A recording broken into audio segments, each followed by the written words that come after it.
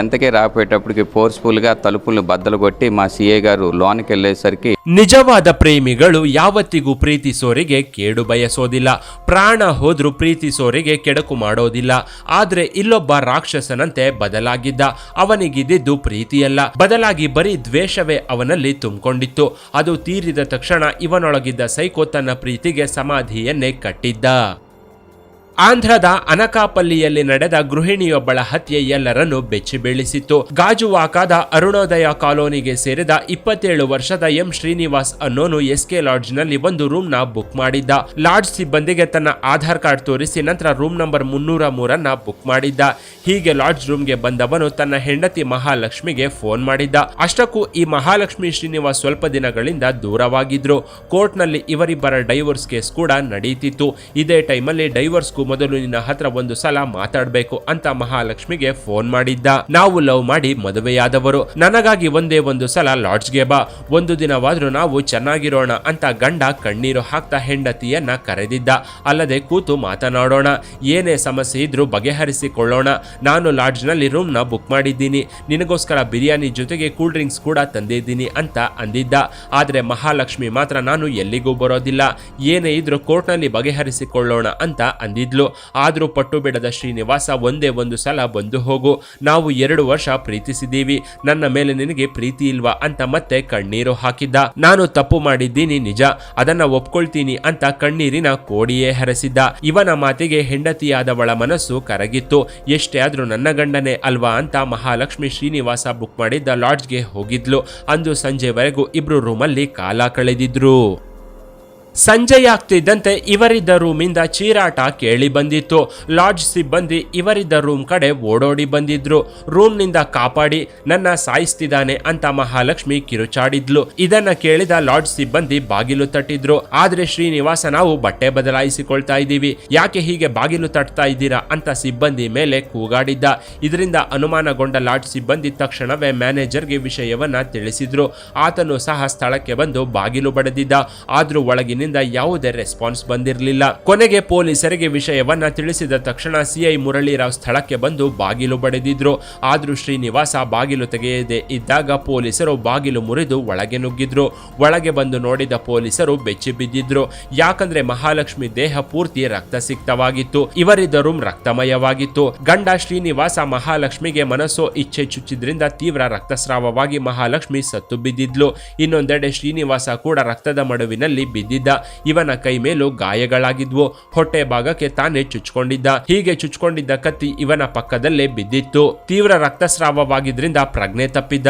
ಬಳಿಕ ಪೊಲೀಸರು ಮಹಾಲಕ್ಷ್ಮಿ ಮತ್ತು ಶ್ರೀನಿವಾಸ್ನ ಆಸ್ಪತ್ರೆಗೆ ದಾಖಲಿಸಿದ್ರು. ಆದ್ರೆ ಮಹಾಲಕ್ಷ್ಮಿ ಆಸ್ಪತ್ರೆಗೆ ಬರೋದಕ್ಕೂ ಮೊದಲೇ ಉಸಿರು ಚೆಲ್ಲಿದ್ಲು. ಇತ್ತ ಶ್ರೀನಿವಾಸನ ಪರಿಸ್ಥಿತಿ ಚಿಂತಾಜನಕವಾಗಿತ್ತು. ಬೇರೆ ಆಸ್ಪತ್ರೆಗೆ ಕರ್ಕೊಂಡು ಹೋಗಿ ಅಂದಿದ್ದಕ್ಕೆ ಪೊಲೀಸರು ಅವನನ್ನ ಇನ್ನೊಂದು ಆಸ್ಪತ್ರೆಗೆ ಸೇರಿಸಿದ್ರು. ಲಾಡ್ಜ್ನಲ್ಲಿ ಶ್ರೀನಿವಾಸ ಕೊಟ್ಟಿದ್ದ ಆಧಾರ್ ಕಾರ್ಡ್ನ ಇಟ್ಕೊಂಡು ಪೊಲೀಸರು ವಿಚಾರಣೆಯನ್ನ ಶುರು ಮಾಡಿದ್ರು. ಆಗ್ಲೇ ಒಂದು ವಿಫಲವಾದ ಪ್ರೇಮ ಕಥೆ ಬಯಲಿಗೆ ಬಂದಿತ್ತು. ಡಿಸಿಪಿ ಸತ್ಯನಾರಾಯಣ್ ಈ ಸ್ಟೋರಿಯ ಕಂಪ್ಲೀಟ್ ಪಿಕ್ಚರ್ನ ಮೀಡಿಯಾಗಳ ಮುಂದೆ ಬಿಚ್ಚಿಟ್ಟಿದ್ರು. ಅಹಂಪುಡಿಗೆ ಸೇರಿದ ಮಹಾಲಕ್ಷ್ಮಿ, ಗಾಜುವಾಕದ ಬಿಸಿ ಸೆಂಟರ್ಗೆ ಸೇರಿದ ಶ್ರೀನಿವಾಸ್ ಇಬ್ಬರು PUC ಓದ್ತಿರುವಾಗಲೇ ಕ್ಲಾಸ್ಮೇಟ್ಸ್ ಆಗಿದ್ರಂತೆ. ಒಳ್ಳೆಯ ಸ್ನೇಹಿತರಾಗಿದ್ದವರು ಬಳಿಕ ಪರಸ್ಪರ ಪ್ರೀತಿಸೋಕೆ ಶುರು ಮಾಡಿದ್ರು. ಇಬ್ರು ಒಂದ್ ಕಡೆ ಲವ್ ಅಂತ ಸುತ್ತಾಡ್ತಾ ಎಲ್ಲಾ ಪ್ರೇಮಿಗಳ ಹಾಗೆ ಕಾಲ ಕಳೀತಾ ಇದ್ರು. ತನ್ನವರಿಗೆ ತಿಳಿಯದಂತೆ ಇಬ್ರು ಎಚ್ಚರಿಕೆ ವಹಿಸಿದ್ರು. ಯಾಕಂದ್ರೆ ಇಬ್ಬರ ಜಾತಿ ಬೇರೆ ಬೇರೆಯಾಗಿತ್ತು. ಇದರಿಂದ ಭಯದಲ್ಲೇ ಪ್ರೀತಿಸ್ತಿದ್ರು. ಶ್ರೀನಿವಾಸ ಮಹಾಲಕ್ಷ್ಮಿಯನ್ನ ಪ್ರೀತಿಸುವಂತೆ ಒತ್ತಡ ಹಾಕಿದ್ದ.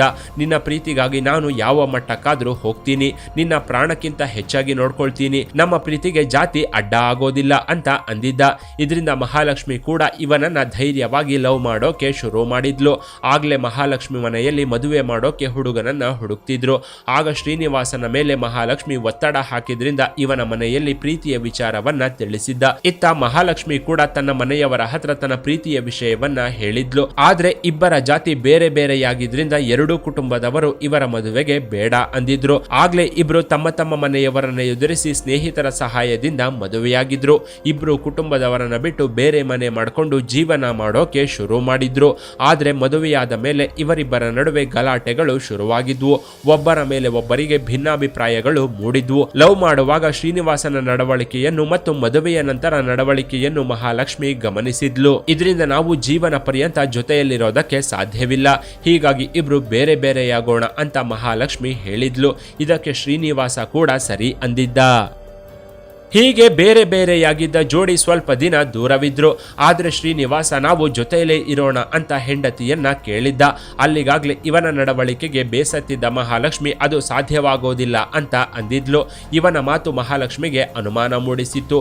ಹೀಗಾಗಿ ನಾವಿಬ್ರು ಸಂತೋಷವಾಗಿ ದೂರವಾಗೋಣ ಅಂತ ಅಂದಿದ್ಲು. 2021ರಲ್ಲಿ ಇಬ್ರು ಡೈವರ್ಸ್ಗೆ ಅಪ್ಲೈ ಮಾಡಿದ್ರು.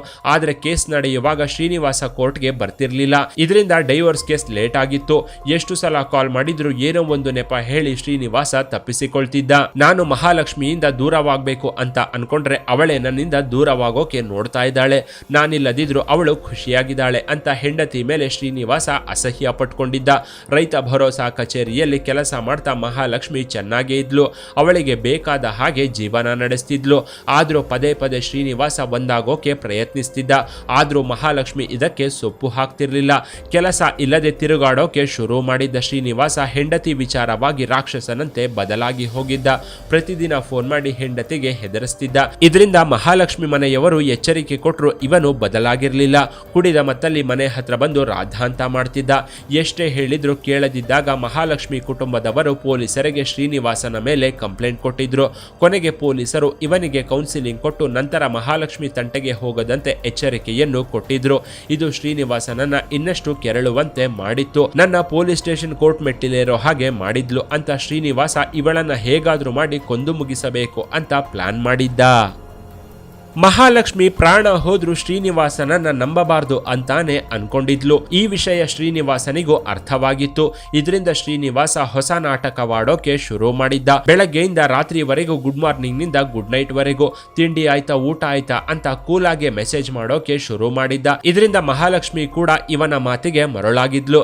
ಅಲ್ಲದೆ ನಾನು ಡೈವರ್ಸ್ ಕೊಡೋಕೆ ಕೋರ್ಟ್ಗೆ ಬರ್ತೀನಿ ಅಂತಿದ್ದಂತೆ ಶ್ರೀನಿವಾಸನನ್ನ ನಂಬಿದ್ಲು. ಹೀಗೆ ಸ್ವಲ್ಪ ದಿನಗಳ ಕಾಲ ಸಭ್ಯಸ್ಥನ ಹಾಗೆ ಮಾತನಾಡಿ ಅನುಮಾನ ಬಾರದ ರೀತಿಯಲ್ಲಿ ಲವರ್ ಥರ ಮಾತನಾಡಿಸಿದ್ದ. ಮಹಾಲಕ್ಷ್ಮಿ ಮನಸ್ಸಿನಲ್ಲಿ ನಂಬಿಕೆ ಬೇರೂರುವಂತೆ ಮಾಡಿದ್ದ.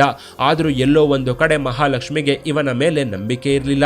ಆದ್ರೆ ವಿಧಿ ಇಲ್ಲದೆ ವಿಚ್ಛೇದನ ಆಗುವವರೆಗೂ ಮಾತನಾಡೋಣ ಅಂದವಳು ಇವನಿಗೆ ರಿಪ್ಲೈ ಮಾಡ್ತಿದ್ಲು. ಇತ್ತ ಮಹಾಲಕ್ಷ್ಮಿ ನನ್ನ ದಾರಿಗೆ ಬಂದಿದ್ದಾಳೆ ಅನ್ಕೊಂಡ ಶ್ರೀನಿವಾಸ ಲಾಡ್ಜ್ ನಲ್ಲಿ ಇವಳನ್ನ ಸಾಯಿಸಬೇಕು ಅಂತ ಅನ್ಕೊಂಡಿದ್ದ. ಹೀಗಾಗಿ ಲಾಡ್ಜ್ ನ ಬುಕ್ ಮಾಡಿದವನು ಬಿರಿಯಾನಿ ಡ್ರಿಂಕ್ಸ್ ಜೊತೆಗೆ ಕೆಲವು ಸಿರಿಂಜ್ ಗಳನ್ನ ಸಹ ಜೊತೆಯಲ್ಲೇ ತಂದಿದ್ದ. ಮಹಾಲಕ್ಷ್ಮಿಯ ಪ್ರಾಣ ತೆಗೆಯೋಕೆ ಚಾಕು ಕೂಡ ಜೊತೆಯಲ್ಲೇ ಇಟ್ಕೊಂಡಿದ್ದ. ಲಾಡ್ಜ್ಗೆ ಬಂದವನು ಅಲ್ಲಿಂದಲೇ ಮಹಾಲಕ್ಷ್ಮಿಗೆ ಕಾಲ್ ಮಾಡಿದ್ದ. ನೀನು ನನಗಾಗಿ ಬರಬೇಕು ಅಂತ ಒತ್ತಡ ಹಾಕಿದ್ದ. ತನ್ನ ಪ್ರೀತಿಯ ಕ್ಷಣಗಳನ್ನ ನೆನಪು ಮಾಡಿ ನಿನ್ನ ಮೇಲೆ ನನಗೆ ಸಾಯುವಷ್ಟು ಪ್ರೀತಿ ಇದೆ ಅಂತ ಅಂದಿದ್ದ. ಇವತ್ತು ಒಂದು ದಿನ ಲಾಡ್ಜ್ಗೆ ಬಾ, ನಾವು ಜೊತೆಯಲ್ಲಿರೋಣ, ಏನೇ ಸಮಸ್ಯೆ ಇದ್ರೂ ಕೂತು ಮಾತನಾಡೋಣ ಅಂತ ಅಂದಿದ್ದ. ತುಂಬಾ ಹೊತ್ತು ಕೇಳಿಕೊಂಡ ಬಳಿಕ ಮಹಾಲಕ್ಷ್ಮಿ ಸಹ ಬರ್ತೀನಿ ಅಂತ ಅಂದಿದ್ಲು. ಹೀಗೆ ಬಂದವಳ ಎದುರು ಅನುಮಾನ ಬಾರದ ರೀತಿಯಲ್ಲಿ ಶ್ರೀನಿವಾಸ ನಡ್ಕೊಂಡಿದ್ದ. ಆದ್ರೆ ಸಂಜೆ ಆಗ್ತಿದ್ದಂತೆ ಇವರಿಬ್ಬರ ನಡುವೆ ಜಗಳ ಶುರುವಾಗಿತ್ತು. ನನಗೆ ಅವಮಾನ ಮಾಡ್ತೀಯಾ ಅಂತ ಮೊದಲೇ ತಂದಿದ್ದ ಚಾಕುವಿನಿಂದ ಮಹಾಲಕ್ಷ್ಮಿಯನ್ನ ಶ್ರೀನಿವಾಸ ಮನಸ್ಸೋ ಇಚ್ಛೆ ಚುಚ್ಚಿದ್ದ. ನಾನು ಹಾಳಾಗಿದ್ದೀನಿ, ನೀನು ಮಾತ್ರ ಸಂತೋಷವಾಗಿ ಬದುಕ್ತಿದೀಯಾ, ನಿನಗೆ ಬದುಕೋ ಹಕ್ಕಿಲ್ಲ ಅಂದವನು ಮಹಾಲಕ್ಷ್ಮಿಯನ್ನ ಸಾಯುವವರೆಗೂ ಚುಚ್ಚಿದ್ದ. ಹೀಗೆ ಹೆಂಡತಿಯ ಕತೆ ಮುಗಿಸಿದವನು ತಾನು ಚುಚ್ಕೊಂಡಿದ್ದ. ಆದರೆ ತನಗೆ ಹೆಚ್ಚು ಗಾಯವಾಗದ ಹಾಗೆ ಚುಚ್ಕೊಂಡಿದ್ರಿಂದ ಪ್ರಾಣಾಪಾಯದಿಂದ ಪಾರಾಗಿದ್ದ. ಧೈರ್ಯ ಸಾಲದೆ ಪ್ರಾಣಹರಣಕ್ಕೆ ಯತ್ನಿಸಿ ಸುಮ್ಮನಾಗಿದ್ದ. ಬಳಿಕ ರೂಮ್ಗೆ ಬಂದಿದ್ದ ಪೊಲೀಸರು ಇವರಿಬ್ಬರನ್ನು ಆಸ್ಪತ್ರೆಗೆ ಸೇರಿಸಿದ್ರು. ಮಾರ್ಗ ಮಧ್ಯದಲ್ಲೇ ಮಹಾಲಕ್ಷ್ಮಿ ಕೊನೆಯುಸಿರೆಳೆದಿದ್ಲು. ಆದರೆ ಆಸ್ಪತ್ರೆಯಲ್ಲಿ ಚಿಕಿತ್ಸೆ ಪಡೆದು ಶ್ರೀನಿವಾಸ ಪ್ರಾಣಾಪಾಯದಿಂದ ಪಾರಾಗಿದ್ದ. ಬಳಿಕ ಪೊಲೀಸರು ಇವನನ್ನ ವಿಚಾರಣೆ ನಡೆಸುತ್ತಿದ್ದಂತೆ ಲವ್ ಮಾಡಿದ ದಿನಗಳಿಂದ ಹಿಡಿದು ಲಾಡ್ಜ್ ವರೆಗೂ ಎಲ್ಲಾ ಕಥೆಯನ್ನ ಬಾಯ್ಬಿಟ್ಟಿದ್ದ. ಇವನಿಗೆ ತಕ್ಕ ಶಿಕ್ಷೆಯಾಗಬೇಕು ಅಂತ ಮಹಾಲಕ್ಷ್ಮಿ ಕುಟುಂಬದವರು ಪೊಲೀಸ್ ಸ್ಟೇಷನ್ ಮೆಟ್ಟಿಲೇರಿದ್ರು. ಇನ್ನು ಪ್ರೀತಿಗಾಗಿ ತನ್ನ ಮನೆಯವರನ್ನು ಎದುರು ಹಾಕೊಂಡ ಶ್ರೀನಿವಾಸ ಸಾಯುವವರೆಗೂ ಜೊತೆಲೇ ಇರ್ತೀನಿ ಅಂತ ಮಾತು ಕೊಟ್ಟು ಕೊನೆಗೆ ಹೆಂಡತಿ ಪಾಲಿಗೆ ರಾಕ್ಷಸನಾಗಿದ್ದ. ಪ್ರಾಣಕ್ಕಿಂತ ಹೆಚ್ಚಾಗಿ ಪ್ರೀತಿಸಿದವಳನ್ನ ಕೊಲೆ ಮಾಡಿ ತನ್ನ ಹಠವನ್ನ ಸಾಧಿಸಿದ್ದ. ಮೊದಲೇ ಹೇಳಿದ ಹಾಗೆ ನಿಜವಾದ ಪ್ರೇಮಿಗಳು ಯಾವತ್ತಿಗೂ ಪ್ರೀತಿಸೋರಿಗೆ ಕೇಡು ಬಯಸೋದಿಲ್ಲ, ಪ್ರಾಣ ಹೋದ್ರೂ ಪ್ರೀತಿಸೋರಿಗೆ ಕೆಡುಕು ಮಾಡೋದಿಲ್ಲ. ಆದ್ರೆ ಇಲ್ಲಿ ಶ್ರೀನಿವಾಸ ಪ್ರೀತಿಸಿ ಕೈ ಹಿಡಿದ ಹೆಂಡತಿಯ ಪಾಲಿಗೆ ರಾಕ್ಷಸನಾಗಿದ್ದ. ಕೊನೆಗೆ ತನ್ನ ಸೇಡು ತೀರಿಸಿಕೊಂಡವನು ತನ್ನ ಪ್ರೀತಿಗೆ ಸಮಾಧಿ ಕಟ್ಟಿದ್ದ. ಇನ್ನು ಈ ಸ್ಟೋರಿ ಬಗ್ಗೆ ನಿಮ್ಮ ಅಭಿಪ್ರಾಯವನ್ನ ಕಾಮೆಂಟ್ ಮಾಡಿ. ಕೆಳಗಿನ ಡಿಸ್ಕ್ರಿಪ್ಷನ್ ಬಾಕ್ಸ್ ನಲ್ಲಿ ವಾಟ್ಸ್ಆಪ್ ಚಾನೆಲ್ನ ಲಿಂಕ್ ಕೊಡಲಾಗಿದ್ದು ಅದನ್ನ ಸಹ ಫಾಲೋ ಮಾಡಿ. ಇನ್ನಷ್ಟು ಇಂಟ್ರೆಸ್ಟಿಂಗ್ ವಿಡಿಯೋಗಳಿಗಾಗಿ ಚಾನೆಲ್ನ ವಿಸಿಟ್ ಮಾಡಿ.